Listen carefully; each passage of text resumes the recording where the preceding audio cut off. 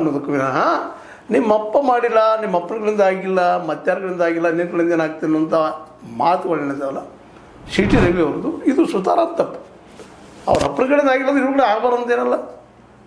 ಅಪ್ಪ ಯಾರೋ ಕಾಳಿದ್ದಾರೆ, ಮಗನೂ ಕಾಳು ಆಗ್ಬೇಕಂತೇನಿಲ್ಲ.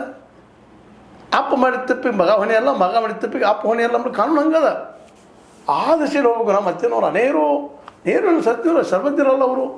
ಅವ್ರದ್ದು ಸಾಕಷ್ಟು ತಪ್ಪುಗಳಾಗಿದ್ದಾವೆ, ಪಟೇಲ್ರದ್ದು ಸಾಕಷ್ಟು ತಪ್ಪುಗಳಾಗಿದ್ದಾವೆ, ನಮ್ಮಿಂದು ಆಗಿದಾವೆ, ಇನ್ನೊಬ್ರದ್ದು ಆಗಿದಾವೆ. ತಪ್ಪು ಮಾಡಿದವ್ರು ಯಾರಿದ್ದಾರೆ? ಗಾಂಧಿಯವ್ರದ್ದು ಸಹಿತ ಆಗಿದೆ ನೀವು ಹೇಳ್ತೀರಿ. ದೇಶ ಹೊಡೆದಿಲ್ರಪ್ಪ ವಿರುದ್ಧ ಗಾಂಧಿ ದೇಶ ಹೊಡೆದ್ರು, ಪಾಕಿಸ್ತಾನ ಮಾಡಿದ್ರು, ಇವತ್ತು ಆರೋಪ ಮಾಡ್ತೀರಿ. ತಪ್ಪು ಯಾರಿಂದ ಆಗಿಲ್ಲ, ಎಲ್ಲರಿಂದ ಆಗ್ತಾವ. ತಪ್ಪು ತಿದ್ಕೋಬೇಕಲ್ಲ.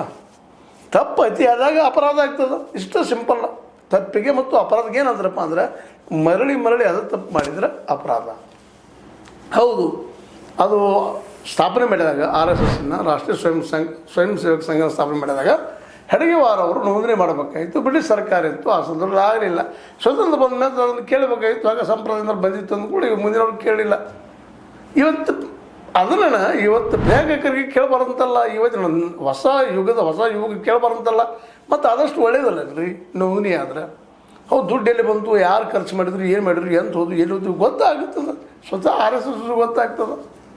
ಇದರಲ್ಲಿ ಏನೂ ತಪ್ಪಿಲ್ಲ. ಇದನ್ನು ದೊಡ್ಡ ಇಶ್ಯೂ ಮಾಡೋ ಅವಶ್ಯಕತೆ ಇಲ್ಲ.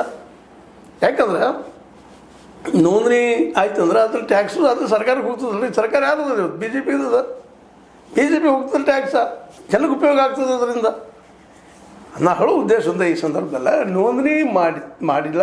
ಹೌದು, ಮಾಡಿಸ್ಬೇಕಾಗಿತ್ತು. ನೆಹರು ಅವ್ರು ಹೇಳಬೇಕಾಗಿತ್ತು, ಪಟೇಲ್ ಹೇಳಬೇಕಾಗಿತ್ತು, ಇಂದಿರಾ ಗಾಂಧಿ ಅವ್ರು ಹೇಳಬೇಕಾಗಿತ್ತು.